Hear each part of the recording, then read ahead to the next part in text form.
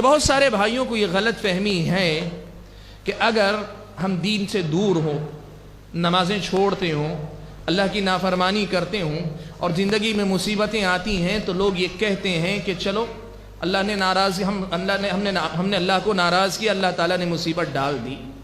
لیکن وہیں اگر کوئی آدمی نمازوں کا پابند ہے، دینی احکام کا خیال رکھتا ہے، زندگی میں شریعت اسلامیہ کی پابندی کرتا ہے، اس کی زندگی میں اگر مصیبتیں آتی ہیں، آپ نے دیکھا ہوگا بہت سارے نادان بھائی، ناسمجھ بہنیں ایسی بھی ہوتی ہیں، وہ یہ کہتی ہیں یہ ساری مصیبتیں ہمیں ہی کیوں آتی ہیں، حالانکہ میں نمازوں کا پابند ہوں، میں اللہ تعالیٰ کی شریعت کی پابندی کرتا ہوں، فلاں آدمی کی طرح میری کمائی حرام کی نہیں ہے، فلاں آدمی کی طرح میں دین بیزار نہیں ہوں، دیکھو وہ اپنے بچوں کو کتنا آزاد چھوڑا ہوا ہے، میں اپنے بچوں کو کتنی دین کی پابندی، دین کی تعلیم دیتا ہوں، میری زندگی میں آزمائشیں کیوں آتی ہیں؟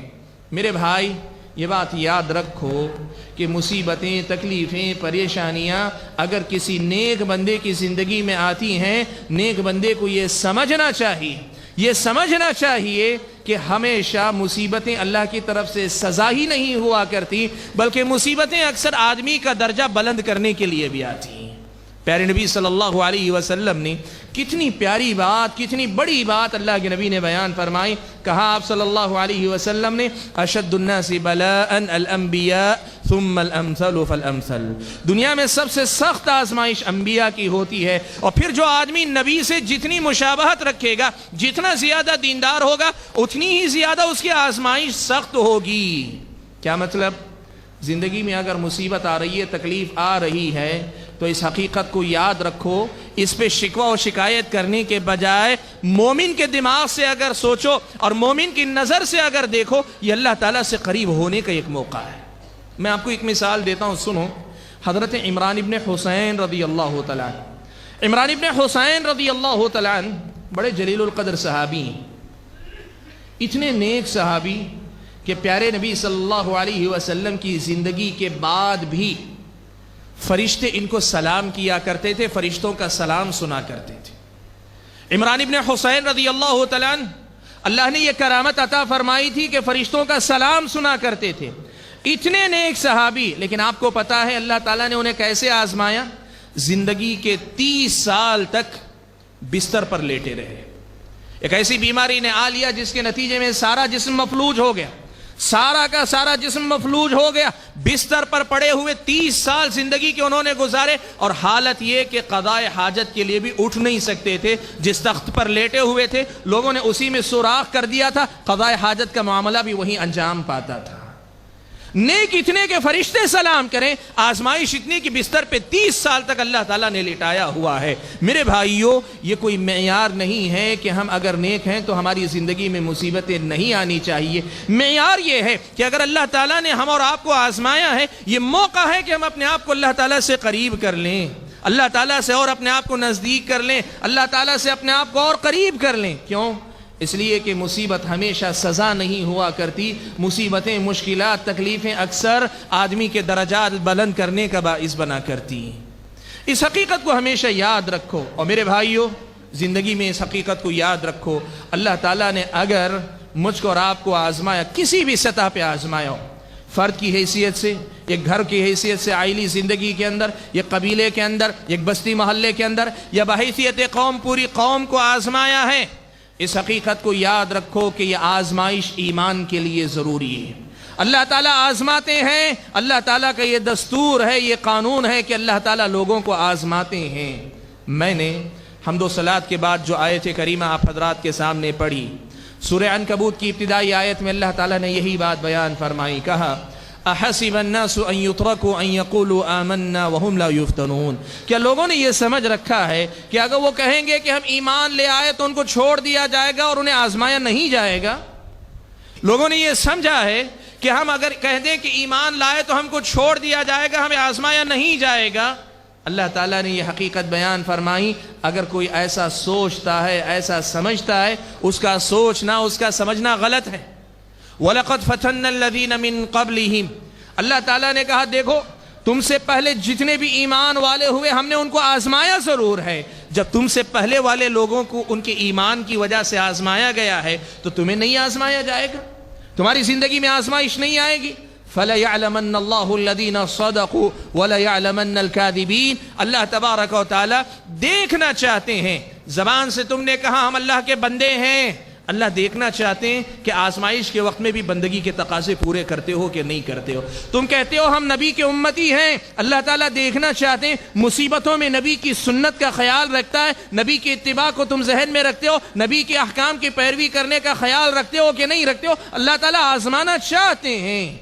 تم کہتے ہو ہم مسلمان ہیں، ہم فرما بردار ہیں، اللہ تعالیٰ دیکھنا چاہتے ہیں کہ تم موافق حالات میں تو مسلمان ہو، نہ موافق حالات میں تمہارا اسلام کس درجے کا ہے، تم کس درجے کے مسلمان ہو، کیا موافق حالات میں جو دعویٰ ہے نہ موافق حالات میں بھی ویسی ہی بندگی تم کرتے ہو۔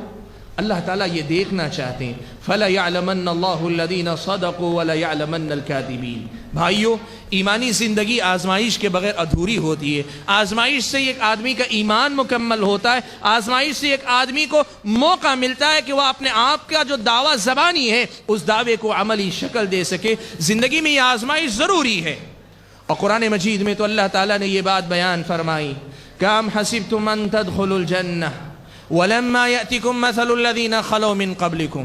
لوگو، اللہ تعالیٰ نے تمہیں اگر آزمایا ہے، اگر تمہیں آزمایا ہے، تمہاری آزمائش کیا ہے؟ کسی کو اللہ تعالیٰ نے فقر و فاقے میں رکھا ہوگا، کسی کو اللہ نے بیمار کر دیا ہوگا، کسی کو اللہ تعالیٰ نے کسی ذہنی پریشانی میں مبتلا کیا ہوگا، کوئی اپنی اولاد کی طرف سے پریشان ہوگا، کوئی اپنے کاروبار کی طرف سے پریشان ہوگا۔ تمہاری جو بھی پریشانی ہے ذرا بتاؤ تو صحیح، کیا تم وہ اس آزمائش کے مرحلے سے گزرے ہو جس مرحلے سے تم سے پہلے والے لوگ گزر چکے ہیں؟ ام حسبتم ان تدخلوا الجنہ، کیا تم نے یہ سمجھ رکھا ہے کہ تم ایسے ہی جنت میں چلے جاؤ گے؟ وَلَمَّا يَأْتِكُمْ مَثَلُ الَّذِينَ خَلَوْا مِن قَبْلِكُمْ، حالانکہ ابھی تمہیں ان حالات کا سامنا نہیں کرنا پڑا جن حالات کا تم سے پہلے والے لوگوں کو سامنا کرنا پڑا تھا۔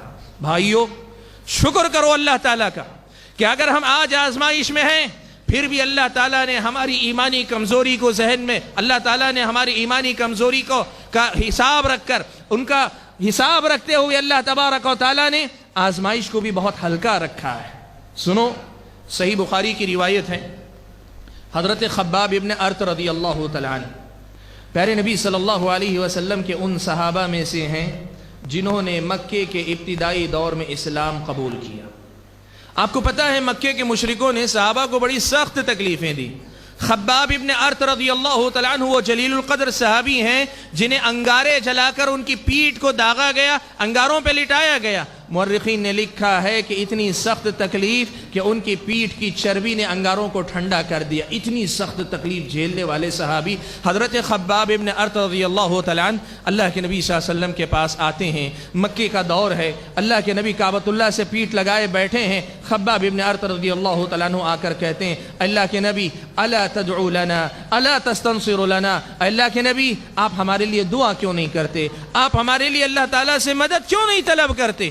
تکلیف برداشت سے باہر ہو رہی ہے، پریشانی بہت زیادہ ہے، لوگوں کی طرف سے آزمائش بہت سخت ہو گئی ہے، اللہ کے نبی ہمارے لیے دعا کیوں نہیں کرتے، ہمارے لیے اللہ تعالیٰ سے مدد کیوں نہیں طلب کرتے؟ میرے بھائیو، زندگی میں کیسی ہی مصیبت میں ہو، نبی کے اس جواب کو یاد رکھنا۔ پیارے نبی صلی اللہ علیہ وسلم ٹیک لگائے بیٹھے تھے، سیدھے ہو کر بیٹھ گئے۔ آپ صلی اللہ علیہ وسلم نے حضرت خباب کو مخاطب کرتے ہوئے کہا، سنو، تم سے پہلے والی قوموں کا یہ حال تھا کہ ان میں سے ایک آدمی کو ایسے بھی آزمایا جاتا تھا کہ اسے لا کر گڑھا کھود کر آدھا اسے زمین میں گاڑ دیا جاتا، پھر اس کے بعد آرا لے کے اس کے سر پہ رکھ کے جیتے جی زندہ انسان کو دو ٹکڑوں میں بانٹ دیا جاتا تھا، پھر بھی یہ چیز ان کو ان کے دین کی طرف سے نہیں پھیرتی، وہ دین پہ جمے رہتے تھے۔ یہ بات سنانے کے بعد اللہ کے نبی نے ایک جملہ کہا، بھائیو اسے اپنے دل کے کانوں سے سنو۔ اللہ کے نبی نے حضرت خباب کو مخاطب کر کے کہا، وَلَكِنَّكُمْ تَسْتَعْجِلُونَ، خباب تم جلد بازی کر رہے ہو، تم جلد بازی کا ثبوت دے رہے ہو۔ بھائیو، جو انگاروں پہ لیٹ کے آیا ہے نبی اس کو فرماتے ہیں کہ تم جلد بازی کر رہے ہو۔ میری اور آپ کی زندگی میں ایسی تو کوئی آزمائش نہیں آئی، اللہ نے ہماری آزمائش اتنی سخت نہیں رکھی، چھوٹی چھوٹی معمولی معمولی باتیں، بہت بڑا بھی مسئلہ ہو، بیماری ہے، فلاں ہے، فقر و فاقہ ہے، بہت چھوٹی آزمائش ہے۔ ان مصیبتوں کے مقابلے میں اگر نبی خباب ابن ارت کو کہتے ہیں تستعجلون، تم جلد بازی کر رہے ہو، تو پھر میرا اور آپ کا یہ گھبرانا، یہ بے چین ہو جانا، یہ پریشان ہو جانا، یہ بے قابو ہو جانا، اس کی حیثیت کیا ہے؟ بھائیو، زندگی کی سچائی کو یاد رکھو کہ اللہ تعالیٰ جو جنت مجھ کو اور آپ کو دینا چاہتے ہیں بہت قیمتی ہے، بہت قیمتی ہے۔ اللہ کے نبی نے کہا الا ان سلعۃ اللہ غالیہ، لوگوں سنو، اللہ تعالیٰ نے جس سامان کا تم سے سودا کیا ہے وہ جنت ہے اور یہ بڑی قیمتی ہے۔ اتنی قیمتی جنت کو کیا تم ایسے ہی حاصل کر لو گے؟ ام حسبتم ان تدخلوا الجنہ ولما یأتکم مثل الذین خلو من قبلکم، کیا تم نے یہ سمجھ رکھا ہے جنت میں ایسے ہی چلے جاؤ گے؟ حالانکہ ابھی تمہیں ویسے نہیں آزمایا گیا جیسے تم سے پہلے والے لوگوں کو آزمایا گیا تھا۔ میرے بھائیوں، جو بات میں آپ کو بتانا چاہتا ہوں بہت واضح، بہت صاف ہے کہ زندگی میں مصیبتیں، تکلیفیں، پریشانی، مسائل اگر آتے ہیں، یہ زندگی ہے، ان کو لے کر چلو، ان کا سامنا کرو، ہر حال میں اللہ تعالیٰ کی بندگی کا ثبوت دو۔ وہ آدمی اچھا مسلمان نہیں جو موافق حالات میں تو اللہ کی بندگی کرتا ہے لیکن مخالف حالات میں نافرمان ہو جائے۔ اللہ تعالیٰ کا بندہ اچھے وقت میں رہے، برے وقت میں اللہ تعالیٰ کو بھول جائے، یہ اچھا مسلمان نہیں ہے۔